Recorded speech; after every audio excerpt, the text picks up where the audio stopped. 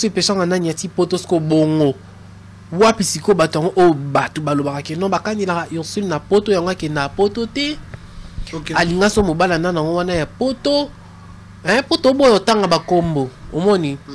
Alinga so mobala ngona ni wana ya poto. Mobala ngo sikoyo e balukaki sikoyo bazongi basali bokane masolo beta makana ya ko fondé na ya solo na ya lokuta na ya ko bakisa ya ko bamba ya ko soki ko traiter ya ko monter elekelanga vraiment franchement maintenant ce que bien ezaka ke pour approuver bango que akeno poto a péchanga a Ursule omoni batu mususu bango moko bakoma kokota mamba batu sans que batinda bango. Tu vois? Donc, on a pour nous répondre à la question non que non, Ursule péchant à Tindra Batu, bah répondre à la place né. Au moni. Si qu'on peut na koloba que non, amane ko sala mabe ou pas, bah tout mususu bazarana prêt à tout pour na ba vue, prêt à tout pour na communiquer en internet, prêt à tout pour na élonginer été comme prêt à tout, tu vois? Donc, exactement que non pour Ursule péchant à péki si NDP ayo kimba moko. Des singabo non yoka mais ce que batu mususu baza prêt à ya nyonso même attend yotika la mutaka la liboso caméra kapa ko tsa ba vue na chaîne parce que suite pe ba mambana ba pesa biso te to ebite so Caleb bazong sa mon ou pas tu vois. Caleb Toukebana c'est comme un père, c'est un papa vraiment na kata monde de théâtre ngala ko benge papa omoni na lobi bongo parce que yo lobi ke non memi Ursule poto Ursule ba kokyo memi poto te lo kwa bangulu nde bobi mabaki sinjora non sikabo Ursule ok azangi no mbongo ki poto te so ko ne poto ko banda kala le bara peut-être pour yemora linga qui te par ses propres pour ses propres raisons omoni pour ses propres raisons ne abana que boya ne ko ki ba poto wana omoni donc voilà a plus approuvé ba tout cœur à qui poto sans aide à mutu sans maman Olive sans maman Denise sans Keo Kingandi sans que nini à qui poto pe a komi pe ovanda.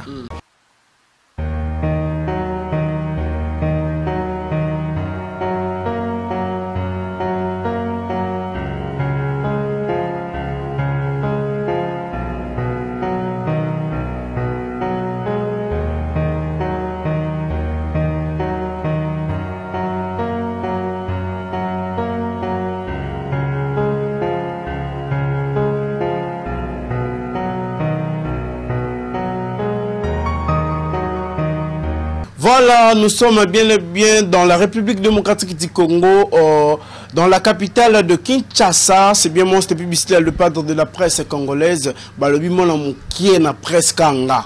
Bah, tout le monde a passeport rouge, banani, nanga. Donc, on a 12 ans. L'actualité nous oblige à parler. L'actualité nous oblige vraiment à Bayongo. Je suis vraiment très heureux de présenter cette émission avec mon confrère Souleymane Timo, passeport rouge, le vrai.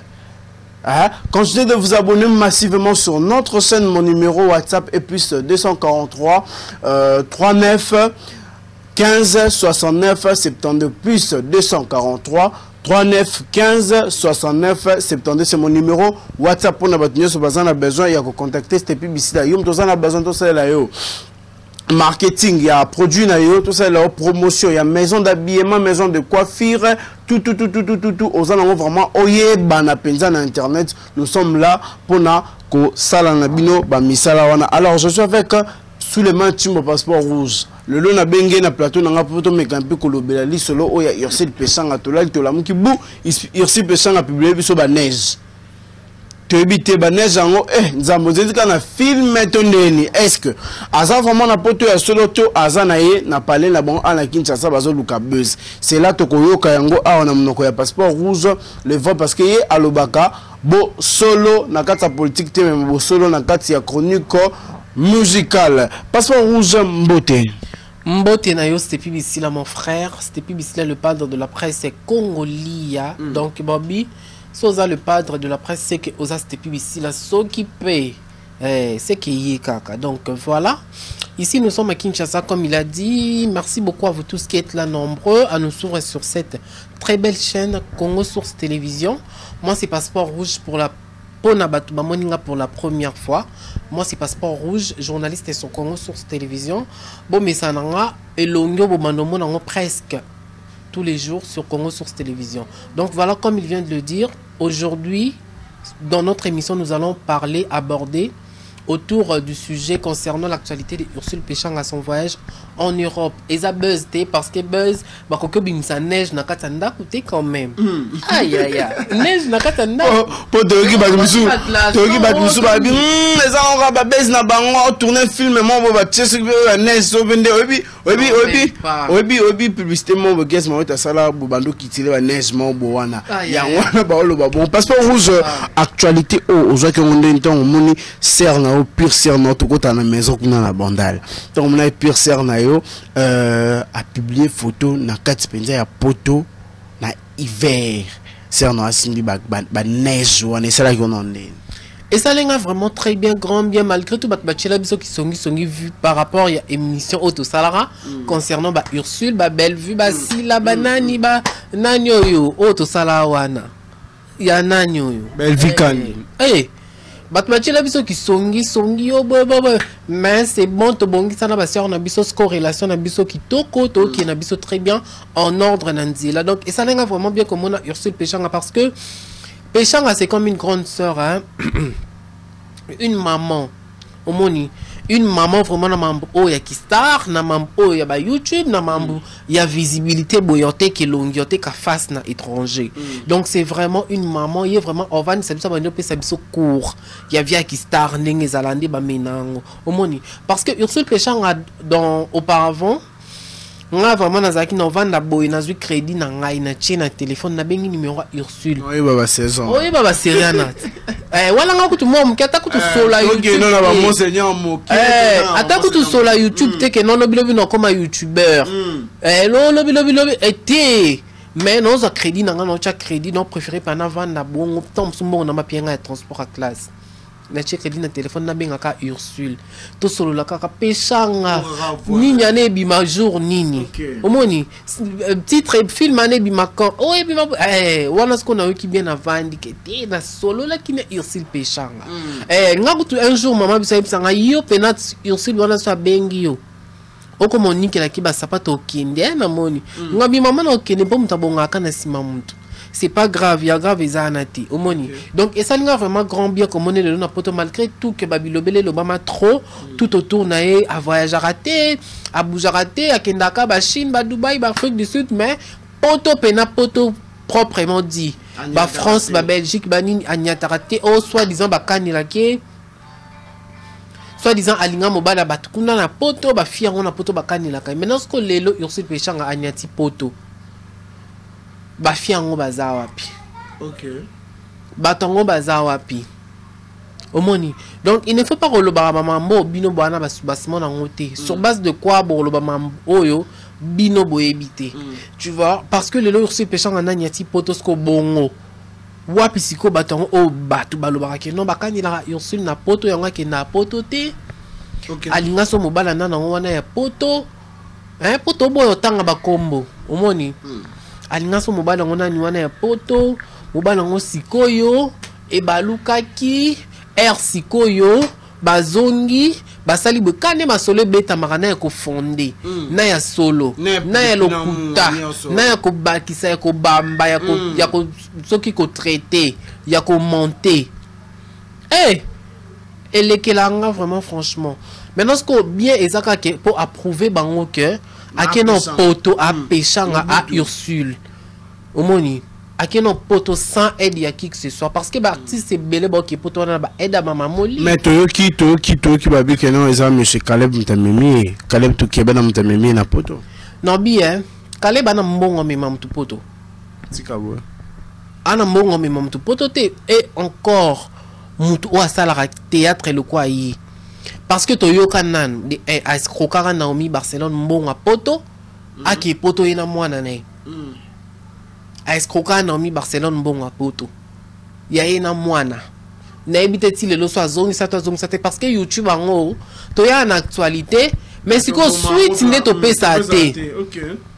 Omoni to ya na makambo de to yé na problème à Déborah Lukalu to yé na problème à Déborah Lukalu ke il faut comme senti na suka so ba suka neni to yé sabatu so suka ndeni mais est-ce que biso suite ça na to pe sabatu te to lo bagara te boy et sali elali suite to piate maintenant que suite pe ba mambana ba pe biso te to ebite so kale ba zong sa mon ou pas tu vois. Caleb Toukebana c'est comme un père, c'est un papa vraiment dans le monde de théâtre, on a un papa. Omoni. Na lobi bongo parce que yo lobi que non memi Ursule poto Ursule ba kokyo meme poto te lokwa bangulu nde bobi mabaki sinjora. Non. Sikabo. Ursule ok azangi no mbongo ki poto te. So ko ne poto ko banda kala. Le bara peut-être pour yemora linga quitté par pour ses propres raisons. Omoni pour ses propres raisons. Ne abana que boya ne ko ki ba poto wana. Omoni. Donc voilà.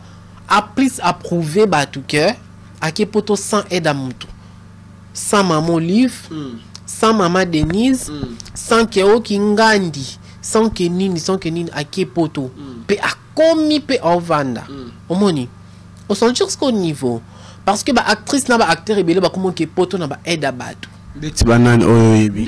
Ngalo rotangira bayo bakolo. Binoto yebi. Natanga nga bakombo yo chakaka. Neti ka ba obiso na binoto yebi. Po mutu otoko kinde poto na ba actrice de théâtre na biso otoko kinde pétage des arabes Belgique donc c'est que Belgique maman lui va même rêver. Omonisko ngala tangi koma mututi.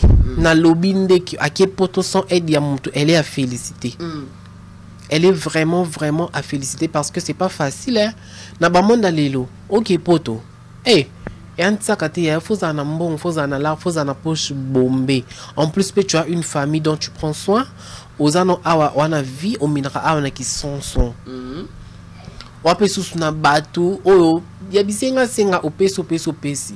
Malgré tout ça, ozupe quand même moyen okanisa mbongo. OK pe poto. Vacances au stade pe mama no OK bité ozonga pe valise plein na bilama osomi na mbongo no moko yo sengati tu vois OK pe na poto ba fan pe ba sengi tu vois au sentir ce qu'on niveau on a dans le bela ya bongo exacte que ba poto mo boé eh passeport rouge les lots qui au moni Ursule Pesanga bazo lobele mabe etake yo mutu oyo omona kama Ursule Pesanga ndengo ye mo caractère na ye ndito lo bakeno Ursule Pesanga joua kana rôle ya hypocrisie genre ceux qui ba attaquer ya atakata tinda ka batu est-ce que vraiment Ursule Pesanga ndo mona ka azakazar ya ba maman ou soit genre ba sœur oko sala ba bloc wana o ndenge to yo kaka wana. Bon, en fait, l'apparence est trompeuse. Ouais. Parce que, attendez, tout le monde a sango mususu, beba sango mususu, ane démon, hein. Oui, bando kebelende bazawana na vie normale, boy. Moi, si kitoko mobali kitoko. Au monde, attendez, ndisa ndo kite. Mais à grand chor, sorodio, démon. Mais, nakokyo mele la Ursule Mbondo, parce que, azamutu.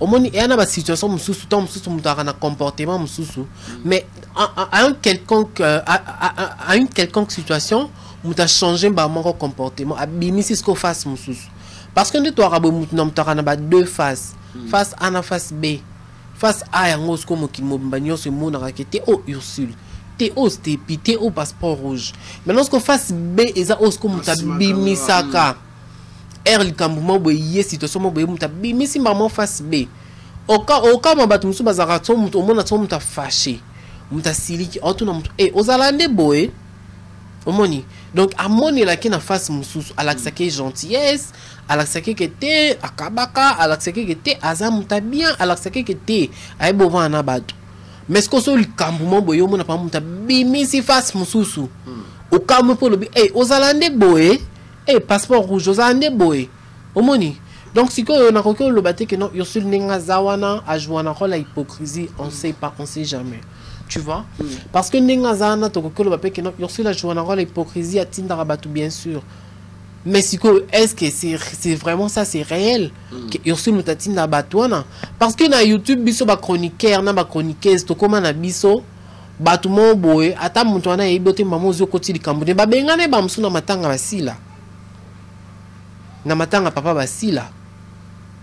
Est-ce que bon monaki mais bon ba bengana bango te ba Carmen Odia ba bengana bango te ba vanda yorsi kuta benga Carmen Odia comme on peut se conseil ici là c'est beaucoup de Carmen Odia beaucoup de ba misusu Carmel te ba Fallon Bito Diwana na ba Blondine Mafuta o ba kota karanda Ursule na sila batu baneko finga sila baneko finga Ursule baneko zawe o monisko yo bango ba kota ngo na ba niveau mo comment que non bah c'est faire remarquer, tu vois.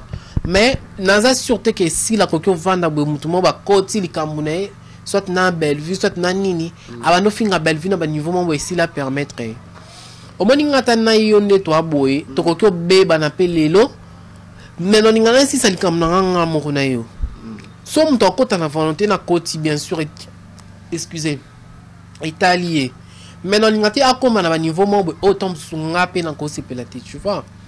Donc permettre été donc côté notre rôle ba Ursule pe sanga ndeko sa mabenda notika ba Fallon Bito di ba finga ka ba sila na ba yango na lo ba peut-être comprendre ngati stepi na biboy bat mususu bango moko ba koma kota mamba ba tout sans que batinda bango tu vois donc wana pour nous répondre à la question non que non Ursule pe sanga atinda batu ba répondre na place né au moni si ko pour na koloba que non abane ko sala mabe ou pas batu mususu bazana mon prêt à tout pour na ba vue prêt à tout pour na communiquer en internet prêt à tout pour na elonginer été comme prêt à tout tu vois donc exactement que non pour Ursule Pechanga a peki si NDP ayo kimba moko ne singa no yoka mais ce que batu mususu baza prêt à ya nyoso même attends yotika la mutakala liboso caméra kapa ko tsa ba vue na chaîne.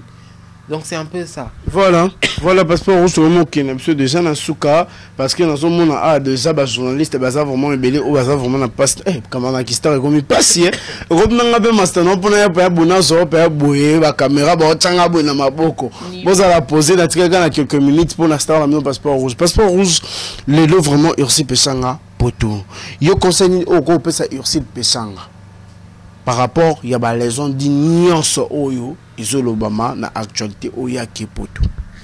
Bon en fait conseil op ça pena mingi ate sauf que à continuer musane vraiment comme il se doit car ndenga salanga bandango na pasi yango baloba ke musala zoba ezakate batunde bazaka bazoba y a pas de saut métier il y a que de sortes gens tu vois donc parce que soit tala kango lobi ke ma boke nga pena na sa ma boke fi na boka mwindu boy na boka bassin na boka sulitama nzela minu misu mikie na kina kota maboke esimbate o monisko so tale wana nyoso ba facteur ana tout mais lelo Ursule Pechanga tombe sous tobeta lisonete États-Unis o moni c'est parce que alinga ki musana asali musane kitoko lelo musane komo futae akomi Pechanga mu pesha black line o mokimombeyebi o ngana yo lelo to fandi boliboso ya caméra ya Congo Source Télévision tombé talisola Ursule tu vois donc ils ont vraiment et le moment on a connu félicitations parce que a persévéré ils avaient le kabiso to sala bo musala zobezalate lobby passeport rouge États-Unis passeport rouge Asie passeport rouge France passeport rouge boy tu vois c'était plus ici la pekuna aningi saki tu vois donc ils ont que non musala zobezalate donc félicitations d'abord pour la réussite na kata musala na malgré ba difficulté malgré ba combat tout ba kutana na ngona nzela ba embûche ba nini ba tuba chela bino ba kale ba tuba omoni donc bongo penande bongo nde penza voilà et ensuite et le renom loba ezara que azama yele toujours comme elle a été parce que eza facilité koko mana place wana ozanga binimo zanga bafiti autour na bozala ya musika pe bozala mais balobaka banga mingi o yaza pembeno parce que loko eboma ambisi o eli ambisi za na kati ambisi omoni donc bato on ba pembeno ba on mtuso ba biba boma yo ba bomo pena bien kitoko. Voilà, c'est un peu ça. Passeport rouge, comme déjà dans ce émission, on peut profiter directement, on peut s'en banga na yo, na numéro na téléphone. Voilà, na pesi bambote na ngana batutu bola na ngana minute oh maman c'est maman Mayasi la légitime des gens si Mayasi Forza Italia na moni pe bongo maman Natalia le cœur de papa Pépé Mandaf na pesi mino bambote. Je vois là donc aussi ba camarade na tout mon anniversaire c'est le 18 février. Bino nyonso tout batu bota la ngana YouTube boza invité boya biso ah maman biso okaninga ka soso moko yonto kabula biso nyonso. Vous comprenez? Na pesi batu tout bambote. Donc na France na moni bon précis la Conde de Glamour, Naomi Conde, Emilia Escobar. Conde toute la famille Conde El Paris, je vous salue. Je vois aussi mon papa Bobby Pichou ici là. Je te salue papa. Je vois là donc aussi ma maman chérie Rita Conde Mondele, fille à neige na nuage. Na moni pe bongo batutu ba base na complexe scolaire Monseigneur Moké Ifasik. Je vous salue. Na ningabino tellement je vous garde toujours dans mon cœur. Continuez de vous abonner massivement sur Congo sur cette télévision. Yangonde et ça like au monde a passeport chaque jour. Comme ça na chaque cloche de notification te activer en kitoko. Yangonde ça la que R émission na passeport rouge kota ozala mutali boso ya monango pe ya kota na kati otala ngai nde na loba kitoko nde na lisa misu nde na ta Sylvette Adidas. Numéro et contact. Mon numéro c'est le plus 33 753 35 20 24. Plus 33 753 35 20 24. Pour na tout au besoin de contacter ngabo comme ilanga bosa de souhaiter na sola kitoko. Na répondre à tout bien, je suis très gentil, je fais tout bien.